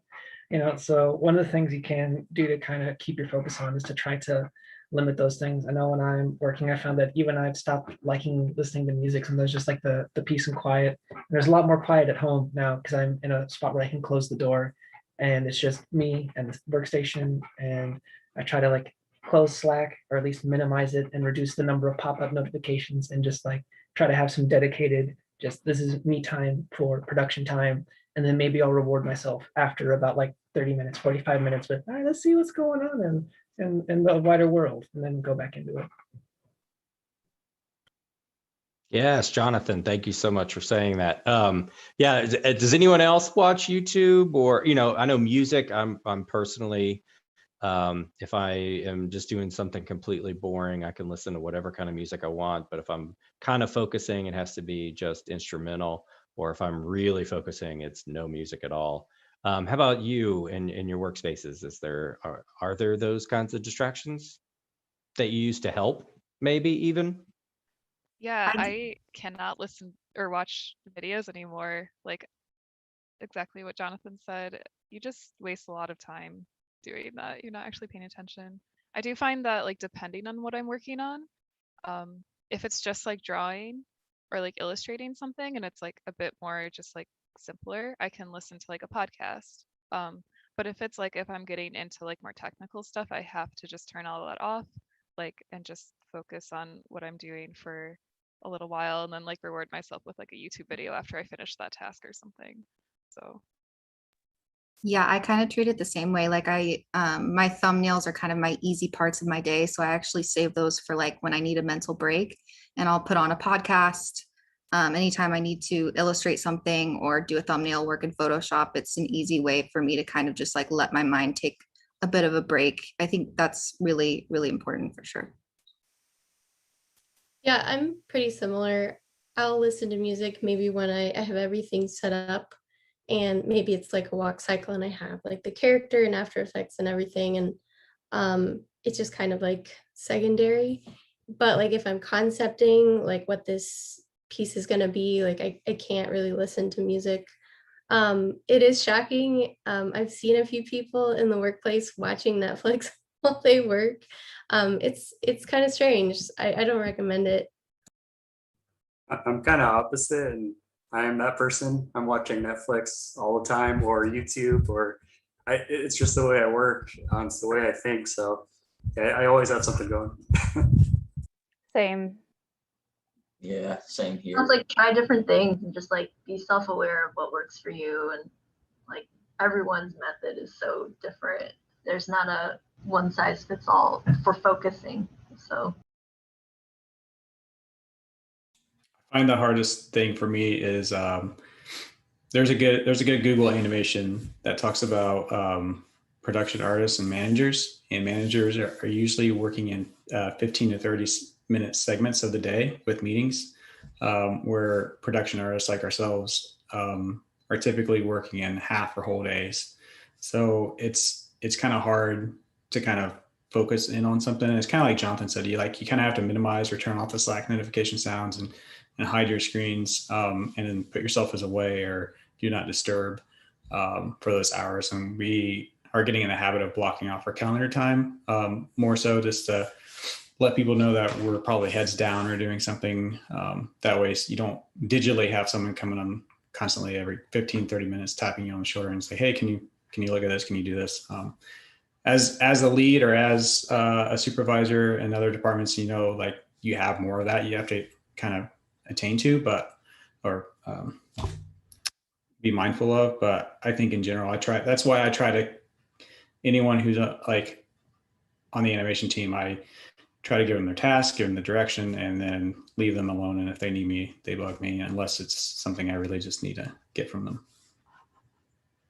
yeah, I find myself having to like not respond to a message right away. A lot of times within our studio, we'll like actually at someone, like tag them if like it needs like our immediate attention. But I definitely like used to like try to respond right away to everyone, but then it would like I wouldn't finish the task I was working on. So like prioritize what you're doing. Don't be afraid to like wait a little bit to respond to someone. And also always like give other people the courtesy. Like I have noticed like some people like, and even myself, I've been afraid to ask someone for help because I don't want to like interrupt what they're doing. So sending someone like a message if they look busy, well, when you're at home, you don't know, but just like asking them like, hey, are you free sometime? Like, when is a good time for you? That goes a long way, just like asking for when they're free to help you with something. And don't be afraid to ask for help, like because there's someone more senior or more busy. Like people do want to help. It's just like give the courtesy of like seeing when and if they're free. So Yeah, no, when I was a junior artist being trained, I would message the woman sitting right next to me because she was a lead. She was often in meetings. She was often talking to people. And so I wasn't going to poke her and be like, hey, I need help with this. I just send her a message, be like, hey, when you got a minute. And then she's got a timestamp of when I sent that. So she remembers like, hey, she needs help later. But it allows people to stay in their flow and help you when they actually have the time to like spend a decent amount of time and teach you something. Okay, so we've got about 8 minutes left. So last question. We got coming into your junior, senior year. Is it better to market yourself coming out of college as a specialist or a generalist? In my experience, generalist. I think your portfolio will speak to what you specialized in college. But at least for me, I find that maybe smaller companies and smaller studios are looking for right out of college artists. That's who interviewed me and what I got responses back from anyway. And they're looking for people who can do a lot of things and are willing to learn to do a lot of things. In my 3 years, I have done like video editing, quality assurance. I've been a subject matter expert on things. I've done dev work, and then 3D modeling, rigging, animating, texturing. So I think at least in my experience, kind of having a portfolio that shows off multiple skill sets can be pretty helpful. But maybe later on, it's more of a different story. My experience was the same. I was interviewing or looking at places that were smaller, and they wanted many different skills. I don't know for certain, but I think if you're going to be specialized, be willing to move to where those kinds of jobs are. I stayed in Indiana, and it seems like people want general sets of skills if you go to studios. So that's just my experience. Things may have changed since I graduated 10 years ago, but when I came out, all the generalist jobs were typically very small studios. Nothing was big unless you had plus like 8 years of experience. Those are the only kind of positions I saw as a generalist in big studios. So yeah. Well, and in the like on the production like aspect of it, it's kind of like a way to break in, like when you're looking for like a way to kind of break into the industry, especially in like maybe like say for example like DreamWorks or someplace like that. Like you want to look for like those like the production assistant roles, because you have like that base skill set that you get from your degree that can get you in, because then because like the pipeline, like what Maya is, like the software that needs to be used, maybe Storyboard Pro, things like that. And then you can take that time being like a production assistant, you can learn what it's like working on a project, and then you can kind of make that decision.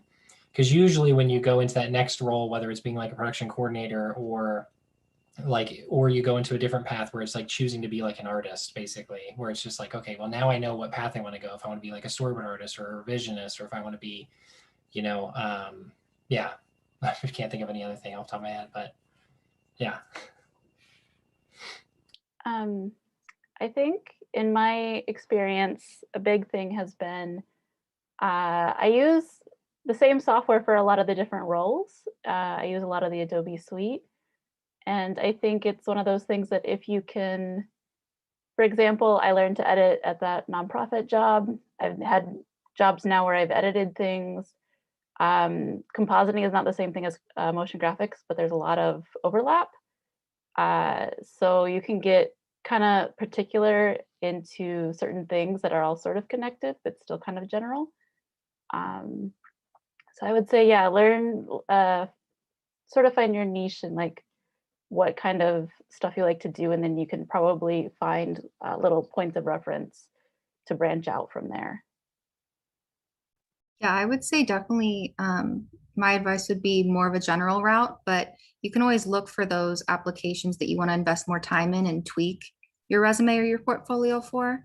That's something I did. I noticed that like if there was a certain editing style that someone had, I would tweak my resume to show more of that. Or if there's a specialty you have and you're applying to that job, definitely send in that specific portfolio. But having different versions doesn't hurt.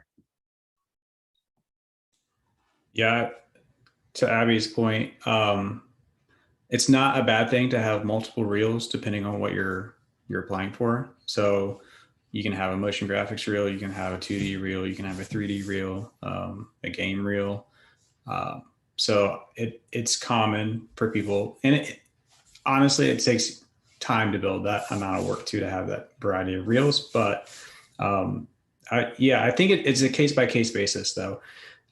There are certain jobs that really do require that specialty. And there are certain studios and jobs that you can be more of a generalist.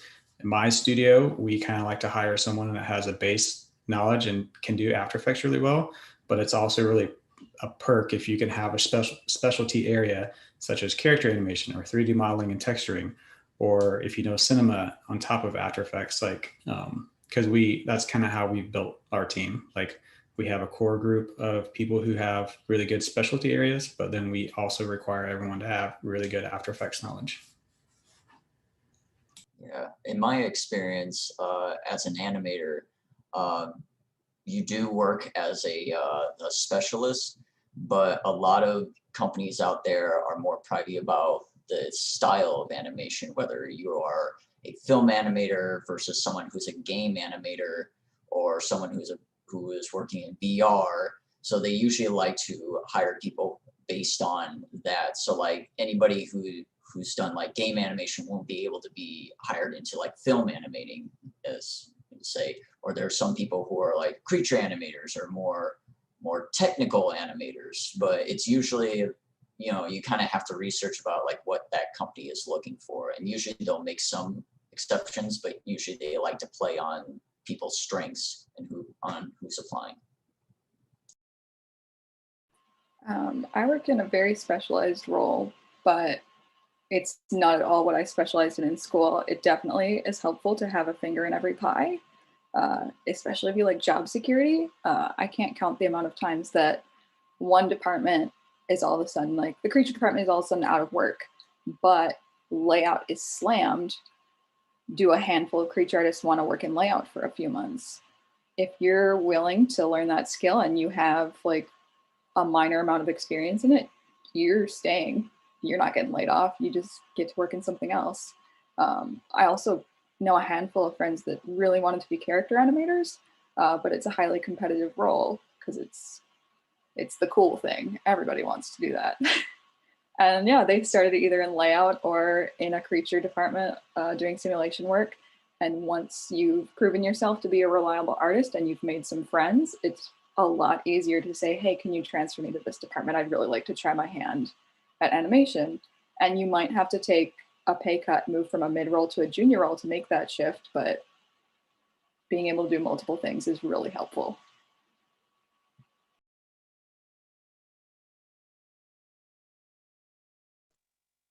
Yeah, Thank you again for some really honest and great answers. Well, it is time, and I want to be gracious with your time because you've been gracious with it to us. And I do appreciate everyone here in our panel participating and answering the questions. I know, I've been there are a ton of questions over here in the chat menu that Zach has been sending me, and we didn't get to many of them. I know that we were going to continue doing these in the future because I think this is a really great experience, and I hope it was for you. I know it is for our students and for our faculty here. So with that, everybody out on YouTube and on the BSU website, thank you and have a good evening. Thank you. Yeah, thanks. This is great. Yeah, Good thank you. luck, everyone. Yeah, good luck. Yeah. Fun.